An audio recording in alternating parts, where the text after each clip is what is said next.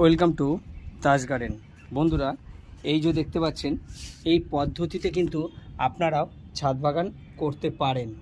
যে ছাদ পরিষ্কার থাকবে, ছাদে কোনো রকমের ড্যাম পড়বে না, এই ধরনের রেলিং দিয়ে আপনারা টব রাখার জন্য স্ট্যান্ড বানাতে পারেন। তাহলে আপনাদের ছাদ পরিষ্কার থাকবে। আর দেখুন কত সুন্দরভাবে বানানো আছে, এই যে দেখতে পাচ্ছেন। তবে এগুলো গ্যালভানাইজ সিটের বানাবেন, যেন জং না পড়ে, এমন ধরনের লোহা দিয়ে বানাতে হবে। এই যে প্রত্যেকটা দেখুন কত সুন্দরভাবে বানানো আছে।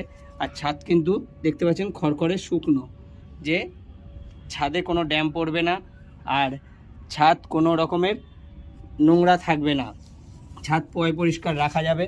ছাদ বাগানকে আপনারা এই পদ্ধতিতে করতে পারেন, তাহলে খুব সুন্দর হবে। আর ছাদ ভালো থাকবে, বাগানও পরিষ্কার থাকবে। এই ধরনের পদ্ধতি দিয়ে আপনারা টব রাখার জায়গা বানাবেন। ভিডিওটি ভালো লাগলে বন্ধুরা লাইক শেয়ার কমেন্টস করবেন। প্লিজ চ্যানেলটিকে সাবস্ক্রাইব করে দেবেন।